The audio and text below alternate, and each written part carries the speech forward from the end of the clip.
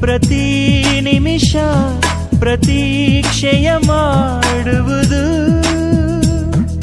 ಸ್ವಾರ್ಥದಲ್ಲಿ ಪ್ರತಿ ಕ್ಷಣವು ಪ್ರತಿಷ್ಠೆಯ ತೋರುವುದು. ಎರಡೆರಡು ಭಾವಗಳಿವೆ ಈ ಹೃದಯಕ್ಕೆ, ಎರಡೆರಡು ಭೇದಗಳಿವೆ ಈ ಮನಸ್ಸಿಗೆ.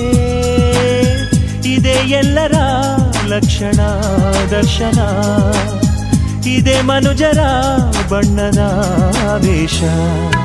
ಓ ಸೂರ್ಯ ನಿನಗೆ ನಮನ, ಬಾರಯ್ಯ ಧರೆಗೆ ಅರುಣ.